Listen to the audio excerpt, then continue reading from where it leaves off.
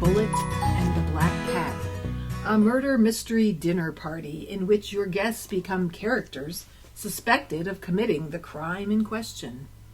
The murder must be solved before the evening is out, but the major objective of the party is for you and your guest to enjoy themselves.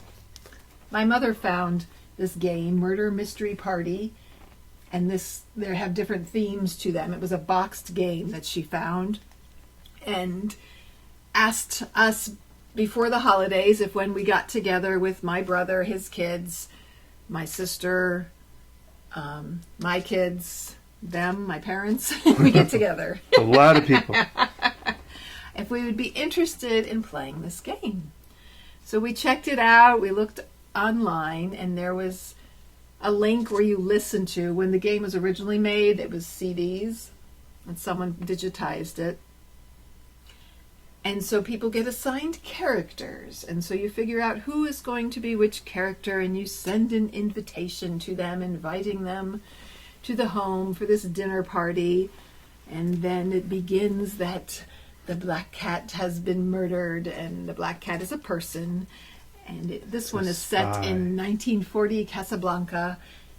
And so there's a whole theme behind it. And my mother had a great box of costumes, and we all dressed up and sort of had some say in the characters we picked.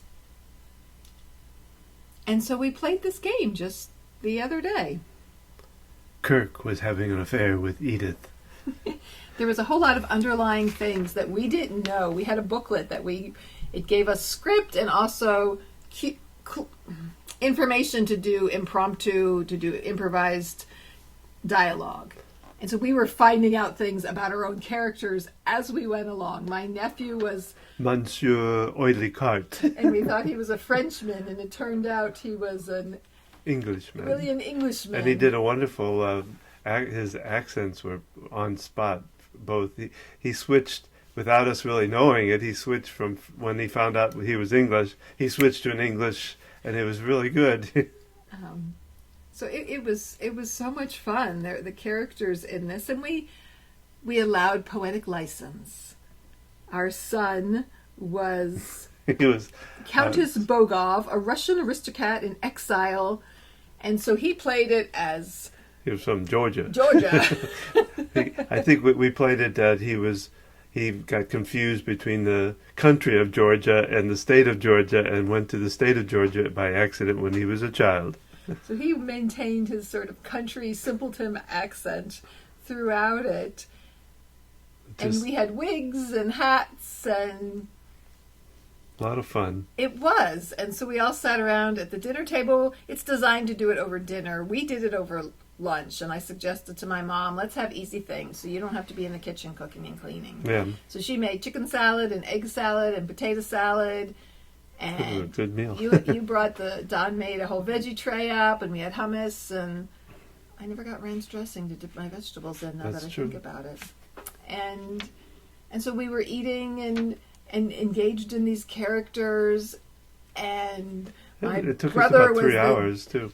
My brother played the he was an Gestapo agent from an ex-Gestapo agent. A Gestapo officer, not entirely sane, Otto von Pinkelwurst, and the names are kind of fun. I was Hugh Le Grand Boot, the deputy mayor. We decided to play it up that I would be the mayor and Don would be my wife. And was Edith. He was Edith, and my mom had a curler's cap you put on your head as a costume.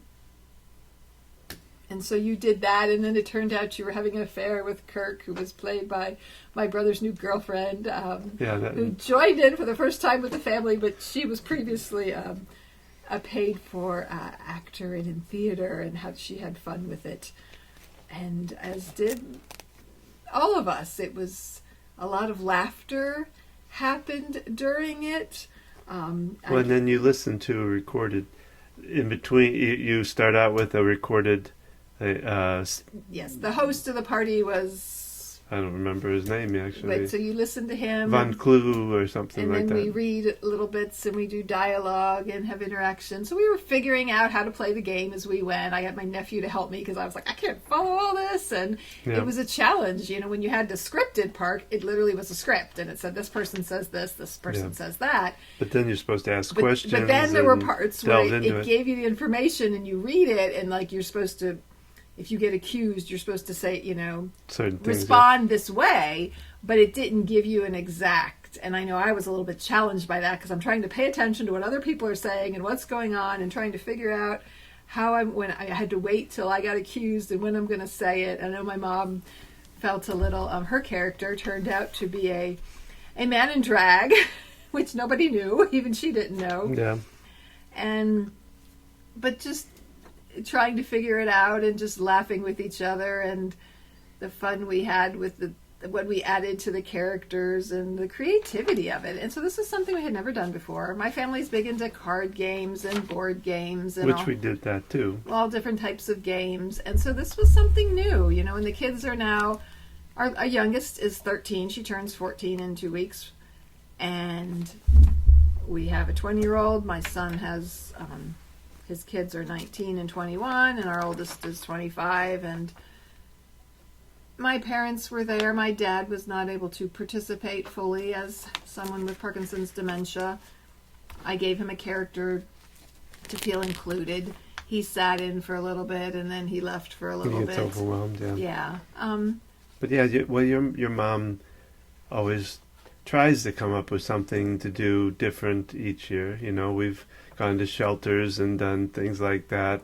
You know, fed people on because this was, we're recording this at the end of December, the 29th of December. So we did our Christmas after Christmas with them. Yeah, my brother comes down from Pennsylvania for after Christmas celebration. So before comes down. Before we get into more about what we're talking about today, which is...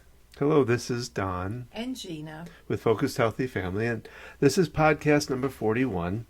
And today we're really looking ahead to 2023 and what kind of things that we hope to be doing for the podcast and for ourselves. And just looking at what the future holds for us. But before we get to that, we want to give a moment here for our sponsor.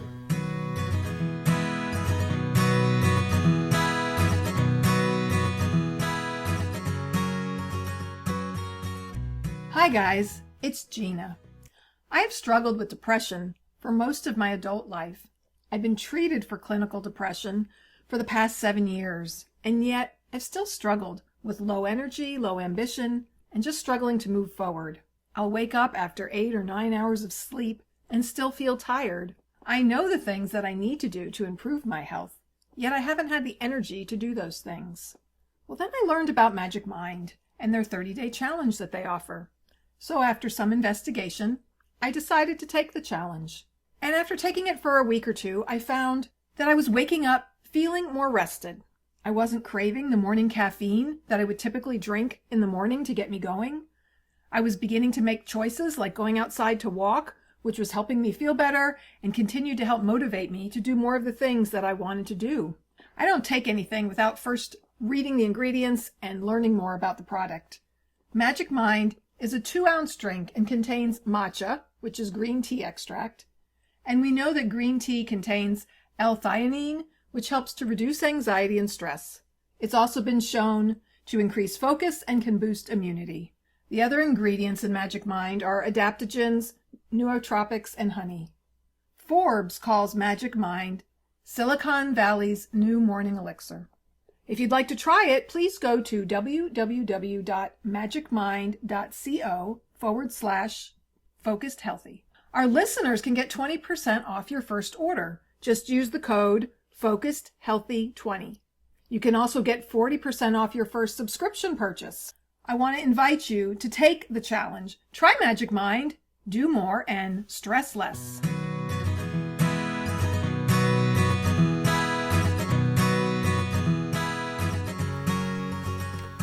And we're back.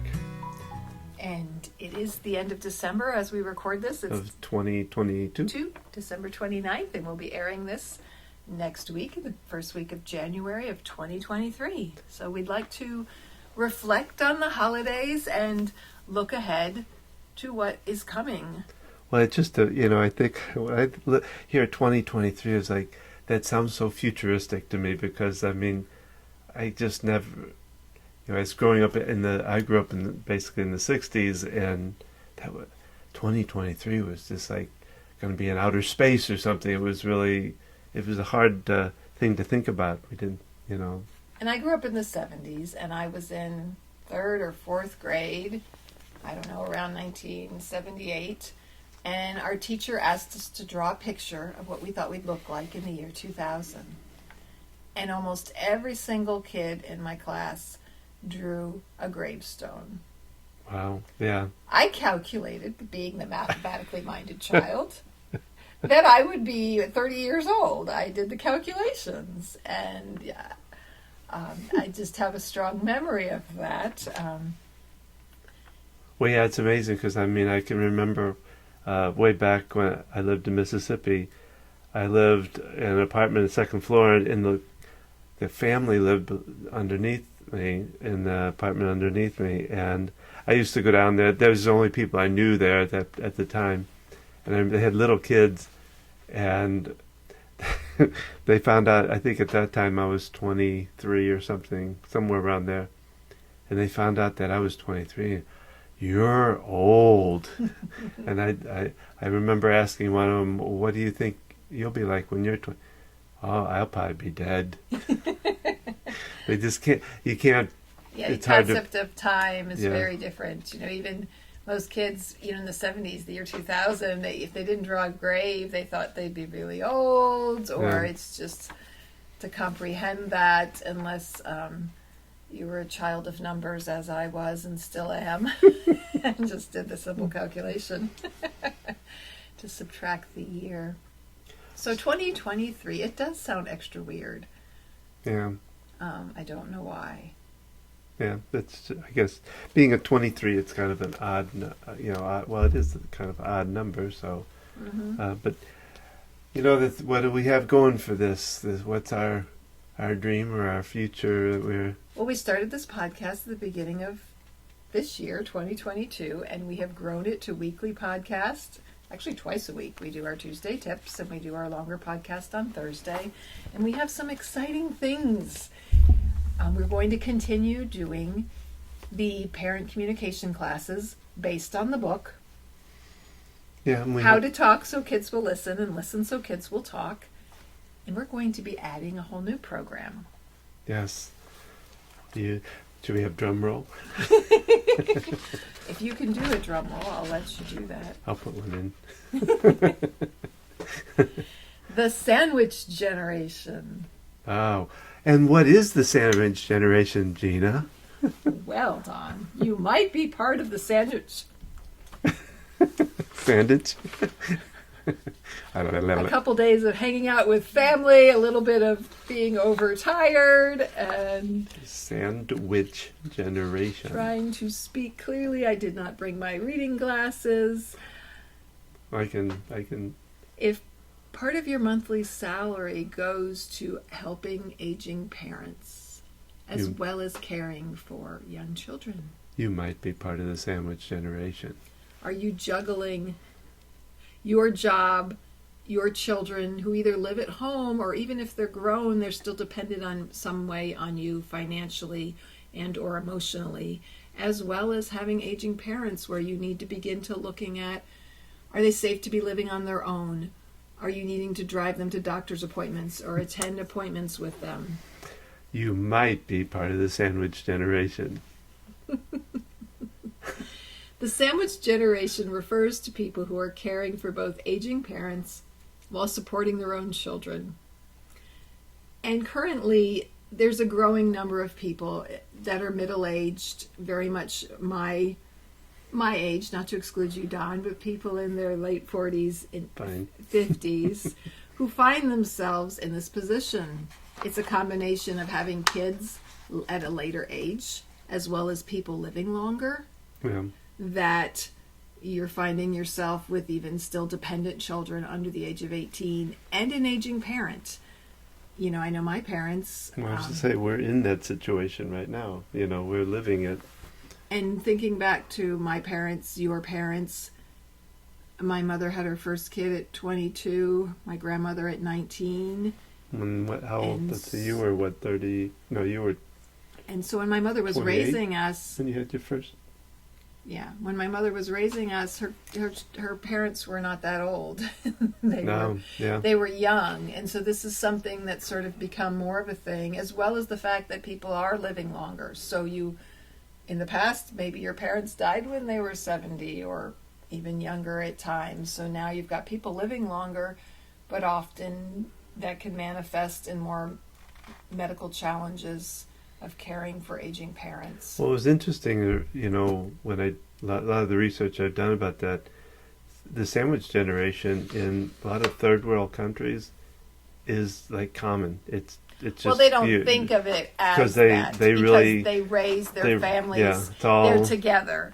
They're, you know, part of it is we've spread out. We don't live close to family anymore, and so it adds new challenges where there's other cultures in other parts of the world where their family lives together. It's natural for aging parents to live with them, or they live in a close situation. Well, that's part of their culture, though, too, that they just believe in taking care of their elders and being together in like one household, really. Right. But even going back to your grandparents, grew up on the farm, raised the kids.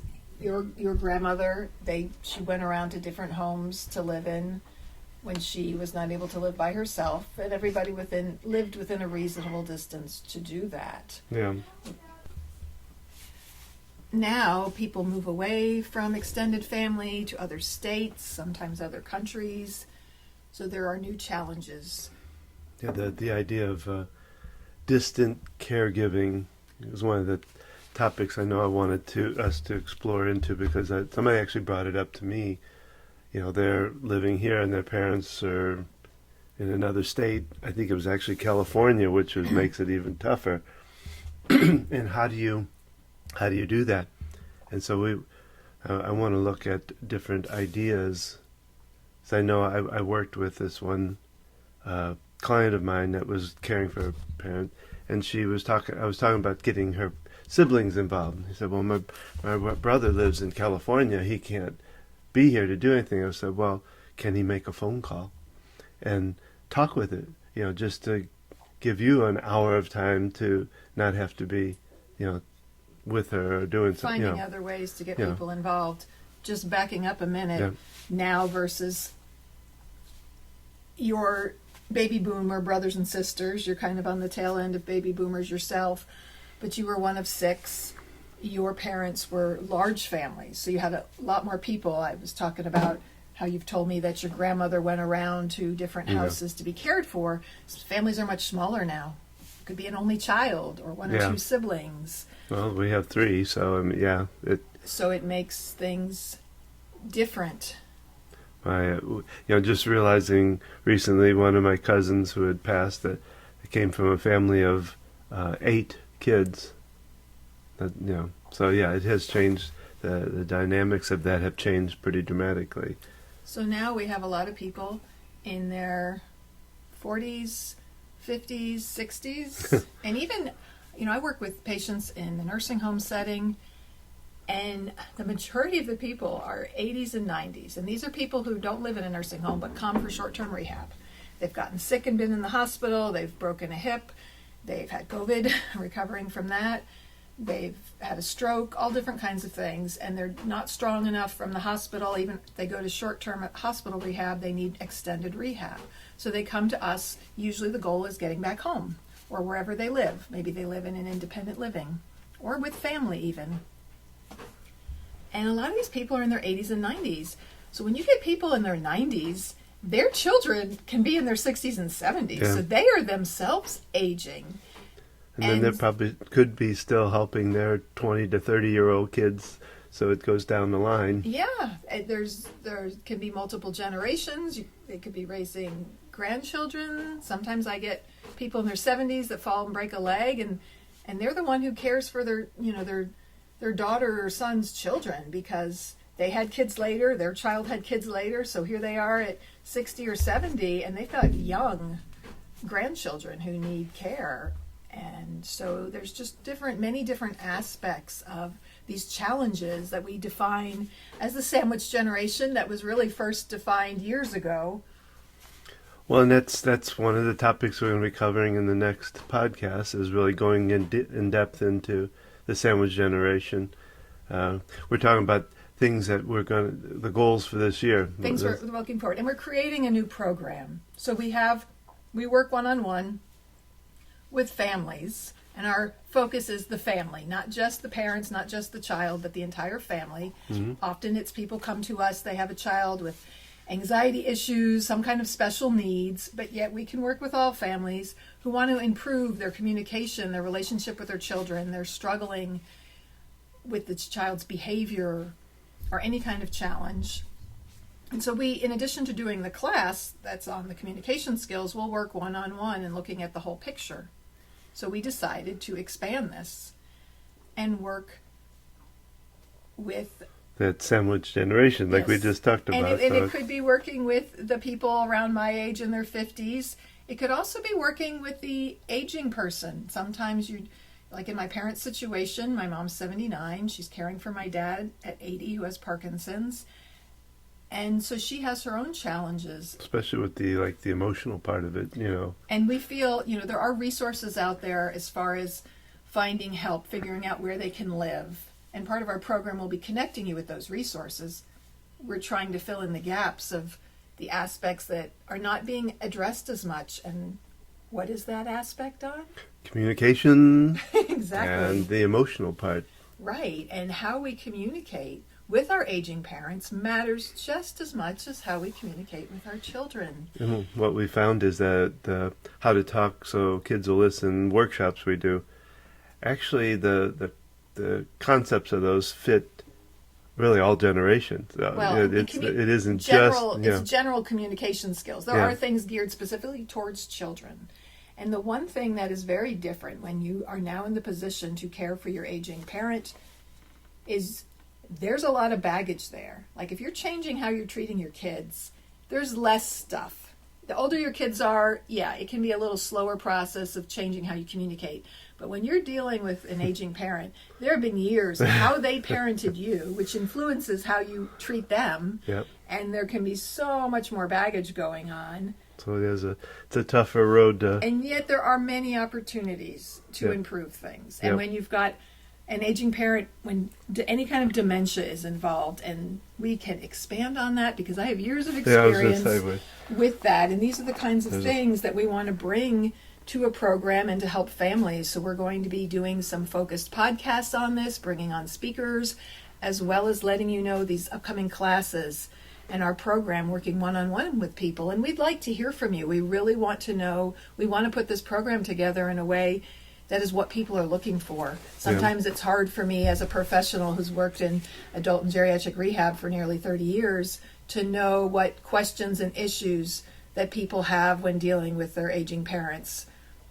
Because I have all this professional experience behind me, I want to know what are the challenges. I talked with my brother about this, and what are people, what's going to get them to sign up for the program? What would be helpful to them? And he said, people just want to feel heard. And sometimes it's just a matter of, when we do the classes with parents, they love being there with the other parents. And it's like hearing they're not alone. Yeah. And just because it's a group setting, it's a small group setting. We usually have between 4 and 8 people, sometimes one parent, sometimes the couple. And they're sharing stories about their kids, and we're practicing the skills together. And it helps to not feel alone, especially when you have extra difficult situations like we have with our kids with anxiety disorders and mental health issues, that it can feel so isolating and you can beat yourself up. He says, my fault, what could I have done differently? And when you can connect with other parents and not just to vent and complain, there's a place for that, but also what can we do differently? How can we improve this? And having that support of other people. So let us know, what are your concerns? What issues do you see for yourself, for people that you know in this position. Also, the challenges of when you still have kids at home. You know, your kids could be young where they physically need your help, your presence. They can't be left alone. And you're trying to figure out how to help an aging parent. That adds just the physical demands of that challenge of juggling that. And yet there are many opportunities. When my older two kids were little, with a bunch of homeschoolers, we went once a month to a local assisted living facility and we did activities with the residents. And most aging people, there are those who don't like children, they enjoy that. Many of them, maybe their family doesn't live close, and having that opportunity of multi-generations to interact with each other is just fascinating. And it's such a great opportunity for both the kids to be in a position to assist aging people. It can be very empowering for kids to see this person's a grown-up, yet they have trouble coloring in the lines or doing an art project together, and they can help them do that. And the adult, the elderly person at the facility, their family maybe lives too far away, they don't get to see them much, they enjoy this connection with the kids. So there are many opportunities in these challenging situations. So we've talked a lot about the sandwich generation, and that's our future. And we also want to evolve this podcast into a video podcast. Yes, we're going to be coming to YouTube, which we discovered we already are on YouTube because our audio recordings audios are all already there. And on the Focus Healthy Family YouTube channel now. So you'll be seeing us. I don't know, seeing all of us kind of in the as we are, in our basement studio. Yeah. We're all about being real, and this is who we are, and this is where we're at. And yes, we have this great information and advice and resources to share with you, and yet we are parents in the midst of things. So you'll see us in the real, I guess, in reality, because as we've learned as we've done these, even when we started this one, we get interrupted, and this podcast itself, we were started yesterday and we had to stop. We had a child; their anxiety has been flaring severely, and it took precedent. Yeah, but we've always believed even when we do the classes, we believe in children come first, and that if that's the need, then if the client is on with us and the child has a issue and they had to stop, we stop. And we let them. And we're always open to, when we do classes, can we do a makeup class for you? We reach out one-on-one with people, because parenting, life is messy. Life is messy. Parenting can be extra messy when you have any kind of special needs and issues. And I want to meet the people who don't have special needs and special issues with their kids. And what do they have? What kind I don't think that exists, because we all have different challenges. Our youngest is always finding the negative things, and I will say people have different challenges. Their challenges don't look like yours. I was going to say, those that don't have children have their own type of challenges. And people's challenges can come at different times in their life. Maybe their childhood looks easy, but maybe as a young adult they have other challenges. And realizing that if we believe from a spiritual perspective that we are more than our bodies, our meat suits, as my wonderful friend Helen calls them, meat suits.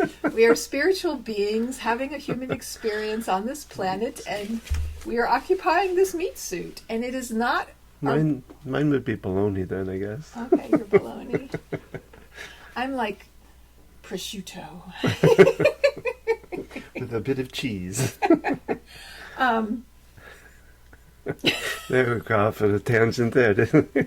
So we are more than our bodies.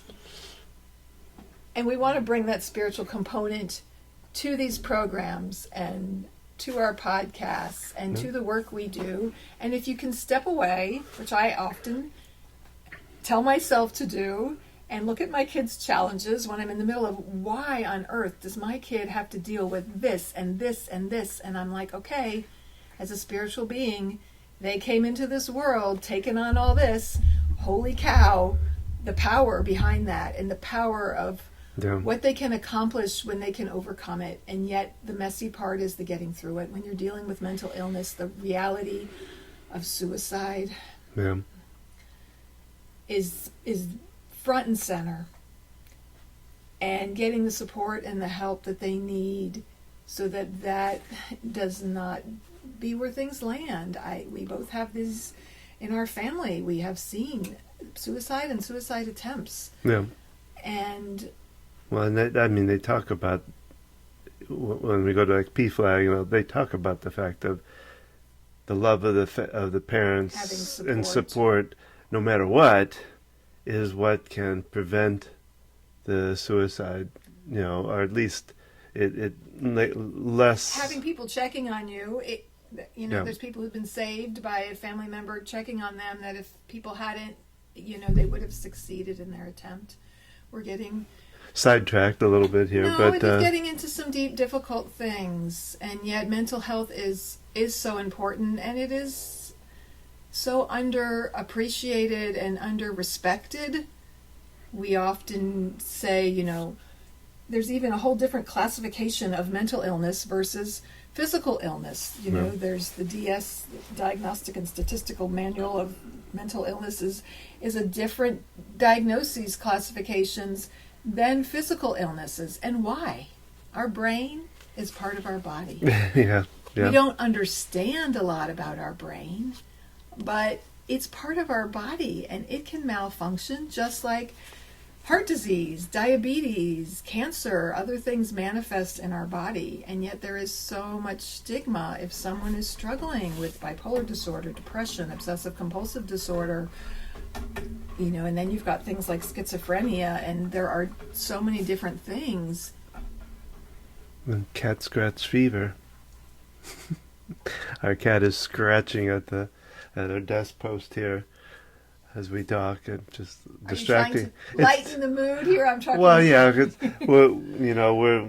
I'm just. These are things, though, that I think we want to talk about in our podcast as we go through this right. year. And these are real things that we deal with, and real things when we're working one-on-one with people, and when we're creating groups and programs, and we do want to know what things, who do you want us to interview?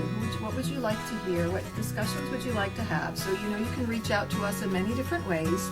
Focused Healthy Family, our website, focusedhealthyfamily.com. You can reach out to us, contact us there. You can send us an email. You can privately message us. You can find us on Facebook at Focused Healthy Family. You can find me on Instagram, Gina at Focused Healthy Family. You can see from our website, our blogs, our podcast, ways to connect with us. And that's www.focusedhealthyfamily.com. So we'd love to hear from you.